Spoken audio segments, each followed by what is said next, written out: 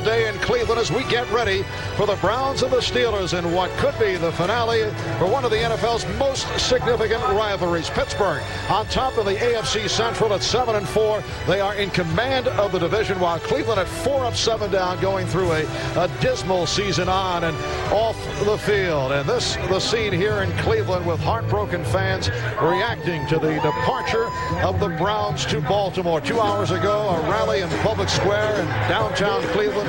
Emotions certainly expressed prior to the next to last home game of the season for the Cleveland Browns.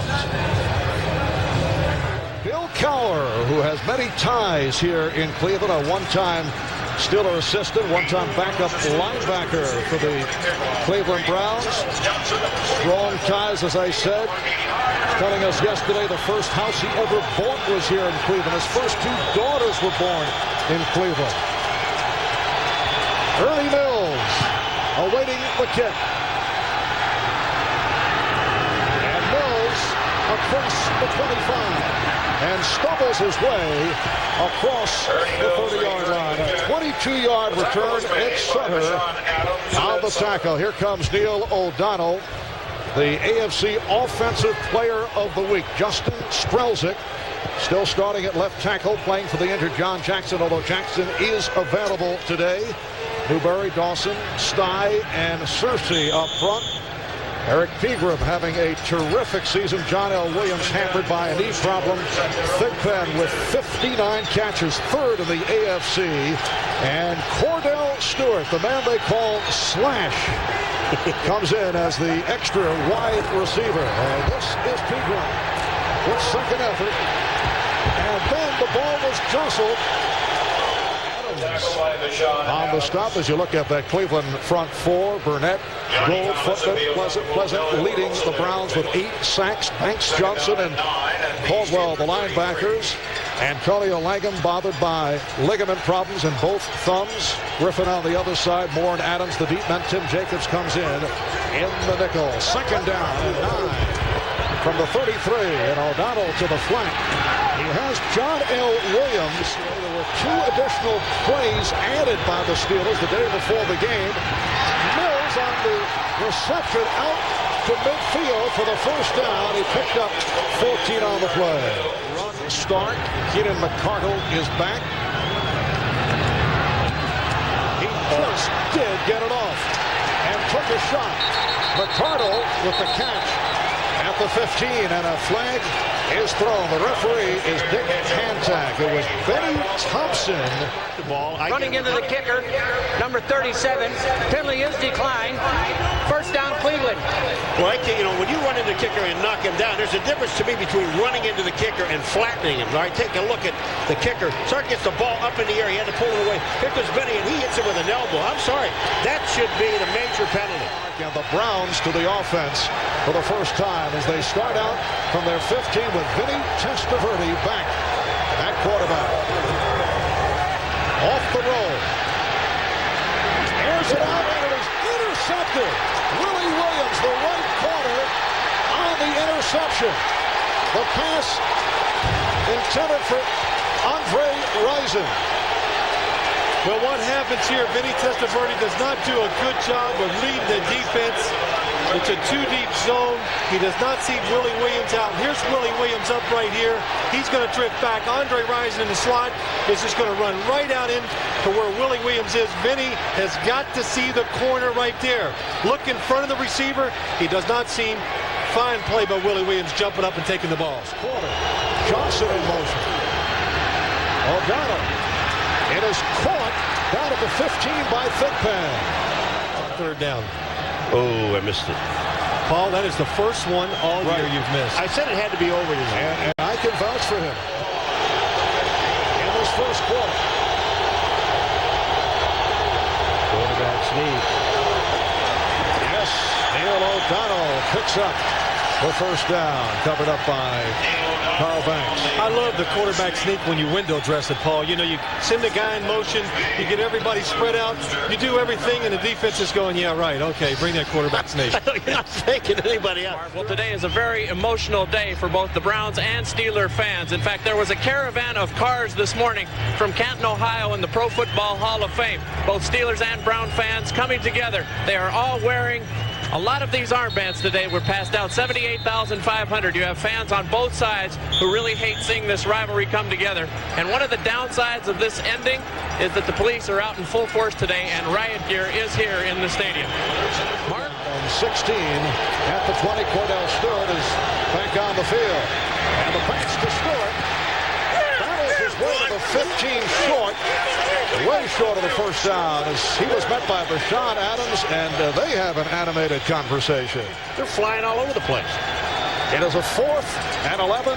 Norm Johnson with a 33-yard field goal attempt on the man who leads the NFL in scoring the line drive just over the crossbar. So the Steelers with a 3-0 lead here in Cleveland. And to the ground for Horn. Horn coughed it up.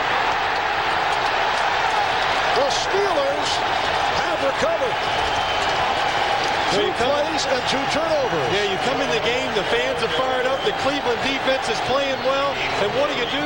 2 turnovers in 2 plays. Right here, you see Kevon Henry making a hit there, and Myron Bell sticking his helmet, knocking the ball out. Willie Williams making the recovery. 15 of the 20 turnovers this season have come here at home. O'Donnell going downfield for the completion to Thigpen. What a throw by Neil O'Donnell. They call this the skinny post. He drops back. The defender's on the outside. Watch right here as you're the quarterback. He drops back the pass.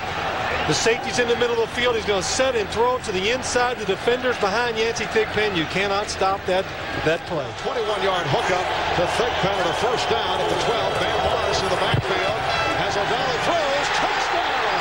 The rookie tight end, Mark Bruner, beating Pepper, Johnson, and Stevan Moore. What a throw by Neil O'Donnell. The defender never has a chance. He never turns around. O'Donnell sees that, throws it right over the top of the linebacker for the touchdown. I mean, this is absolutely perfect pass. He has Bruner.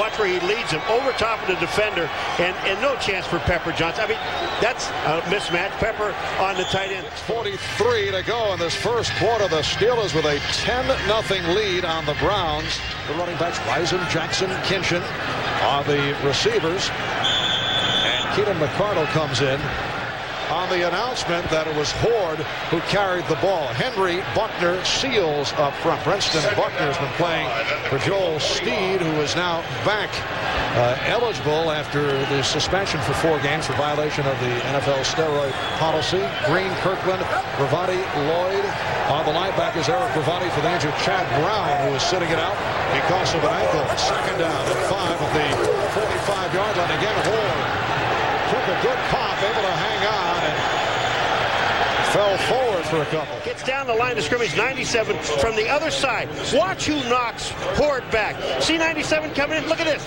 Bam! He's right in the play. He was on the other side of the field when he makes the play. When you're trying to go outside on the Steeler defense and you cut back, you can always expect pursuit. That's why Ray Sales was in there for the tackle. Yard line. They're trailing 10-0. 5 minutes left. First quarter. Testaverde with the time. Drilled it in, but it's incomplete. McCardle not able to hang on. He was covered by Carnell Lake, who was certainly a target at left corner right throughout last week. I think that's the best thing they do on defense. They're all sitting around right there. Carnell Lake, good job of reacting to the throw. Really picked off.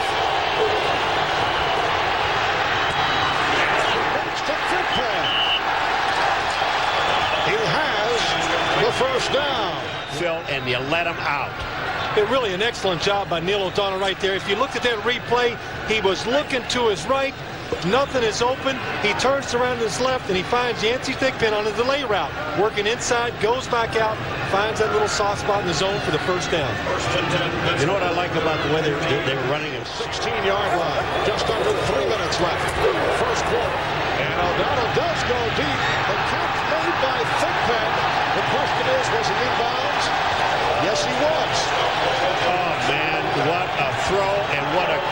catch to the outside. Yeah, just watch the quarterback again. He's going to look down the middle real quick, freeze the safety. Stevan Moore throws it outside, really the only spot he can. High over the left shoulder. Good job by Yancey Thigpen reaching back. The question is, watch his left leg. Is that get in?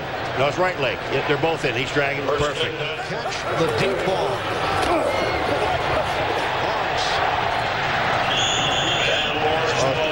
Across the 45, stopped by Pepper Johnson. Stories. Yes, he does. Yes, Busted play. You know, the thing about it is in preseason, Eric Zeier had a great preseason. But the one thing that we all know about preseason football, Marv, is that you don't really play. You don't play to win preseason football games. Busted play. Run. Testaverde in trouble again. Able to get it away in the direction of Risen, but Kevin Green was coming and put the pressure on. Comes off an all-pro campaign. First down at the 30-yard line. Biner with the big hole. And a flag is thrown. Biner makes his way to the 25-yard line. Pittsburgh thinks that Biner fumbled the football. But the official said he is down, but there is holding to stop a great drive. It's wonderful. Holding. Offense, number 61. 10-yard penalty. Repeat the down. First down. The question is there a penalty? Now, one of the officials, the umpire, is throwing a flag and not looking at the ball. Well, you really can't see it too much right there. But that's one of the favorite plays, and that did look like a fumble. That's a fumble. They pulled the ball out. You're not down yet. At the 40, the tight end Kinchin in motion. Testaverde almost intercepted. That was over the head of Biner, and Carnell Lake had a shot at it. Marv, you're absolutely right. If Carnell Lake looks at the ball and it slowed down, he might have had it. Well, he was coming up to knock Biner in, into tomorrow, whatever. But what really caused that right there was Greg Lloyd from the outside made Vinny. Watch Greg Lloyd makes him throw before he's ready because he knows he's in trouble, and Ernest Biner never gets a chance to turn around. Well, Vinny picked off earlier by Willie Williams. Once again, a very quiet time for Andre Rison. It seems when Testaverde is on the field, Rison does not see the ball. Not the case when Eric Zeier was in at quarterback. Second down to 20. Turning his way inside the 35-yard line. Well, you know what you're talking about Rison and what happens with Rison. I think Vinny put it in perspective. In Atlanta, when you've got that spread out offense, that shotgun stuff that they use down here, Phil, you run undisciplined patterns. You just run, you get open wherever it is. Now here, when you're in a system where you have to run a 15-yard out, you're supposed to run a 15-yard out. Problem with Andre Rison, he runs about a 10-yard out. They end up getting it intercepted or throwing a bad pass. Not caught a pass in the first half. Third down and 14. McCardle in motion. Testaverde able to complete to Jackson, but a short pickup. Randy Fuller on the tackle. Well, I mean, here you are. You're third and 14, and this is what I talk about. Pittsburgh, when they're third and 14, at least they run a 12 or 13-yard pattern. In this first half, 10-3 Pittsburgh over Cleveland. Ernie Mills is back as the deep man as Matt Stover will kick it off, and Bill Cowher still thinking about that penalty for having a 12th man on the field that led to the extra kick by Stover. Here's Mills straight ahead. Strong return by Mills. He took it for 32. Option play maybe now. Pittsburgh from the 39-yard line. Off the play action. Stewart completing to the tight end, Bruner. Well, Cordell Stewart, the rookie from Colorado, completing to Mark Bruner, who was stopped by Stevan Moore. Over Cleveland. Second down and 2, and Ben Morris has the first down. Pepper Johnson made the stop. Sponsors pulling out when the announcement was made regarding the move to Baltimore. Will O'Donnell is back in there, able to complete to John L. Williams. Mills in motion, and the quarterback sneak once again for the first down. First down at the 39. O'Donnell throwing the long ball. Beautiful catch by Thigpen. And he is just short of the goal line. Rashad Adams with the tackle and took it out of bounds. Well, that just says everything about Neil O'Donnell. This play is supposed to go to the strong side. Watch, he's going to go back. He looks to his right. He knows he's got the coverage on the back. They hit Yancey Thigpen, and what a throw in between the corner and the safety. And Yancey Thigpen showing once he catches it, he knows what to do with it, heading for the end zone. Well, he got no help on the backside is what they were looking for, and Don Griffin never got back to help out the safety. Excellent job right there, Yancey Thigpen, keeping the safety for Sean Adams inside, giving plenty of room to go outside. It is a 2nd and goal down at the 1. Second coming through, Bam Morris for the touchdown. That is his 8th of the season. Number 22, and Bam comes in right in behind him. Here goes John L. He jumps up, makes the block. Bam jumps up, gets on his back, and in they go. You know, I don't know why John L. was jumping. I mean, John L. should just stay there. He's trying to get the linebacker. Really a good job right here. And Bam Morris, for Ron Earhart, the offensive coordinator, he's becoming his new Sam Cunningham. He had him up in New England. They get down inside, give it to Bam, let him jump over the top. Bam Morris, a guy who's had a back problem. He was overweight earlier in the season. This coming off a very strong rookie season. So with 4 minutes and 4 seconds left in the first half, it's the Steelers opening up a 17-3 lead on the Browns. 3rd-round pick last year out of Texas Tech, Bam Morris. Biner and Hunter back deep. And it is muffed by Hunter, able to find the handle. And then is toppled over at the 17 by Darren Perry. He's on the field. Here's Biner in the backfield. Testaverde with the time. And throws deep over the head of Andre Rison. That's the first time that he's looked for Rison was covered by Williams. That's the point I was attempting for that. The most scary, I understood you.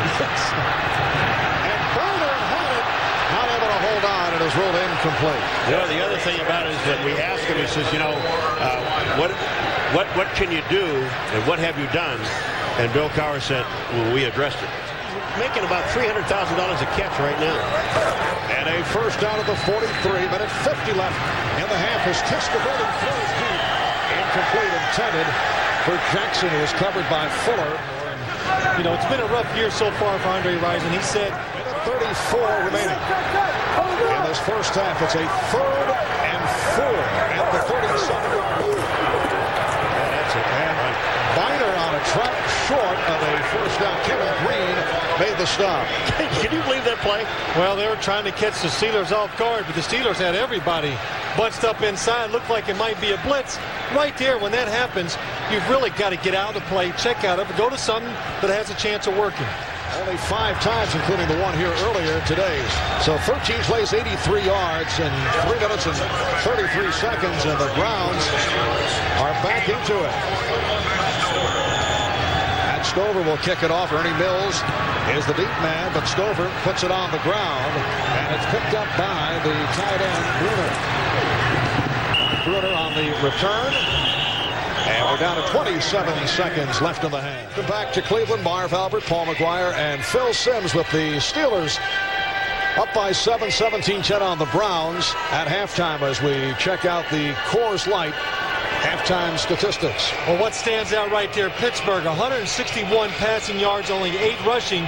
You would think they were the team that was behind the whole first half. Instead, they were ahead. So that just shows you the way they've changed, the way they run offense in Pittsburgh. Pass first, run second now. So the Cleveland Browns will start out from the 27-yard line. They have been reacting right through the day. Protest rally earlier in the day here in Cleveland, protesting the move to Baltimore. Issuing that preliminary injunction blocking the Browns from moving to Baltimore until a trial is held in the city's lawsuit. So according to this ruling, the team can't move, at least for now. Now, where this will all go legally What the ramifications are is unknown. Browns attorneys indicate that they will try to get that injunction overturned. The feeling is that Browns management still feels that they're headed to Baltimore. Michael Jackson on the reception. Well, that is referring to the injunction from the local court. And a look at the Cleveland plain dealer. Yesterday, the Browns told stay put, but there are so many legal situations involved. It's just hard to figure out. Steelers in front of the Browns. Testaverde stepping up and able to release. Incomplete. Intended for the tight end, Brian Kinshin, to come up with that production value for you folks. Second down and 6. Testaverde in trouble. Testaverde almost got picked off. That was Chris Oldham, who actually was being played by Ernest Biner, it seemed. Penalty call against the free safety penalty. And here's Modell. No indication. I'll tell you, he didn't gain anything. Cleveland are tied at 17. The Steelers have won the last 4 games against the Browns in the regular season, 5 straight, including the playoff win at Three Rivers last year. Neil O'Donnell. And he goes to the ground with Eric Pegram, who has been held in check. The game has some great traditions, and they're losing a great one here, the Steelers and the Browns. That says it right there, folks. And 1.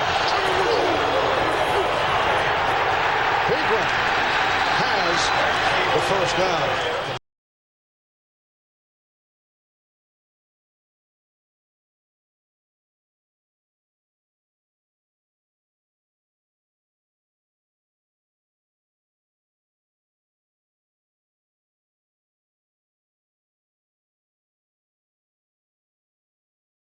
Line up in the slot to the left for the second down and 10. And O'Donnell for Stewart. Nice catch by Cordell Stewart for the first down and more. Williams on the tackle. That is good for 32 yards. Second down and 8 at the 35. Stewart now on the roll from the quarterback position. Threw it across the field. And Warner has a first down, run out by Gerald Dixon. What a nice play, a tight end screen. I mean, they take Cordell Stewart and they roll him back to the right-hand side, to the right of the screen, and the tight end, he blocks, and he gets back up, and then bang, look at this. Outside, oh, that's great. Excellent job right there. Let's take a look at Neil O'Donnell. Here he is, the wide receiver, going down. Oh, nice spin move, Neil. Hit the deck. There you go. And he probably went back and said, I was open. I was open, that's right. The first down of the 26. And O'Donnell back at quarterback, able to bullet it to the backup tight end, Jonathan Hayes, taken down by Carl Baxter. Is slot left. Comes a blitz. O'Donnell is caught.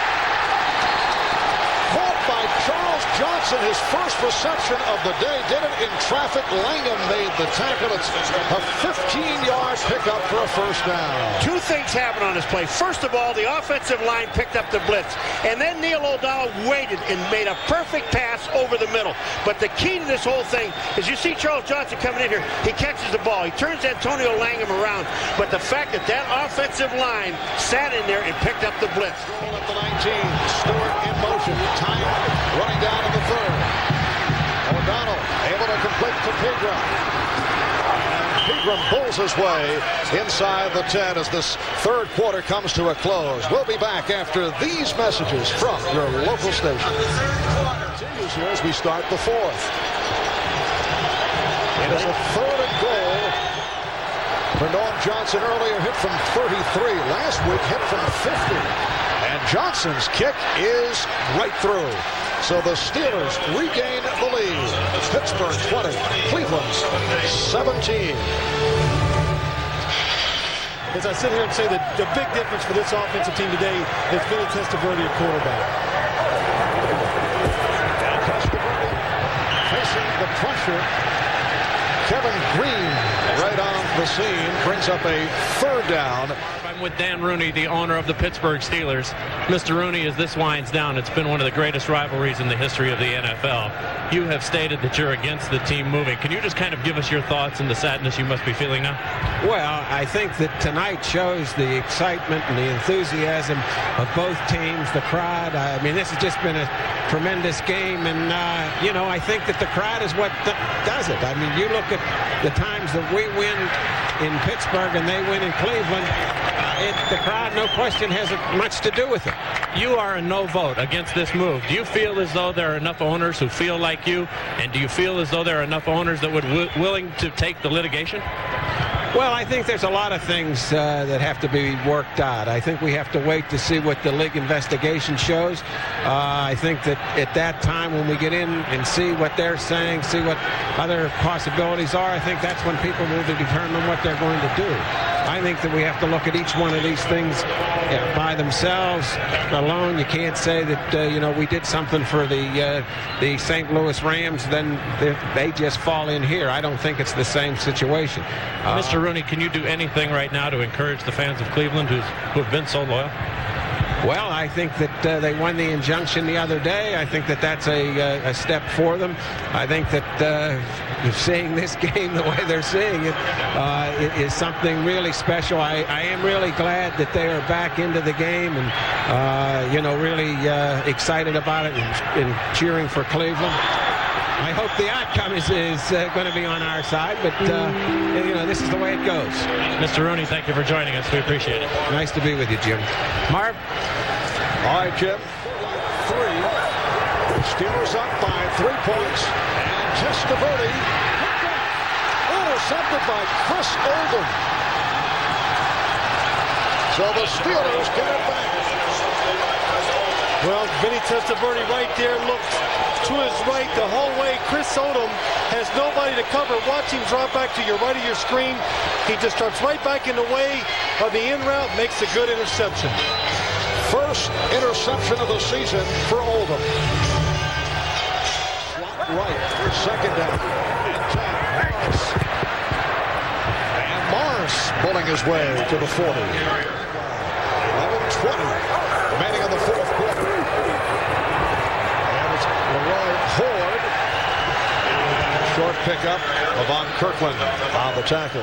6. The Browns and their third. Testaverde with the protection, and it's through the hands of McCarter. I'll tell you, that's just, again, is a case of good pass defense by the Pittsburgh Steelers and keeping the rush on Vinny Testaverde. The Crusaders. O'Donnell throwing off the roll. Van Morris, the receivers. 3rd and 4 at the 29-yard line. And O'Donnell able to swing it out. John L. Williams close to the marker. Mike Caldwell. He has been affected by a knee problem this year. Morris. 3rd down and 11. That's Mills in motion. O'Donnell. Ernie Mills, the man in motion, able to make the reception downfield. He picked up 26 yards on the play. You know, Antonio Langham is hurt here. He's on the field, but I'll tell you what a throw and catch. What a throw and catch. Here's Ernie Mills right up here. Watch the defense separate. He's just going to go up the field, and the Steelers love to throw these seam passes against zone coverages, because who has the inside receiver when he goes deep?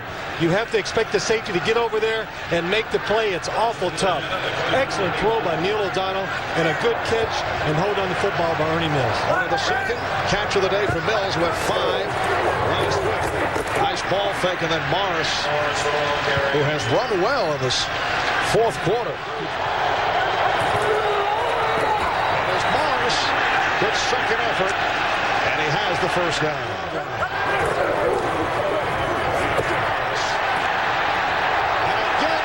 Second effort, refusing to go down. Van Morris roaring ahead for the first down. He picked up 13. Now this is what I'm talking about. You just hit him straight up and down, get his shoulder square, watch the explosion. And when he comes through that hole, look out. Here he comes. Hit, spin, hit, another turn. He almost got the touchdown. Yes. Sets up a 1st and goal down at the 6. And Van Morris has been a very important factor in this 4th quarter. And the Pittsburgh Steelers have defeated the Cleveland Browns to make it 6 straight wins over the Browns, including the playoff victory last year at 3 Rivers. So the Browns in a comeback but fall short, and the Steelers go to a record of 8-4, and the Browns to 4-8. Don Criqui, Bob Golick will have all the action from Houston as we switch you to the Denver Broncos and the Houston Oilers. We say so long from Cleveland.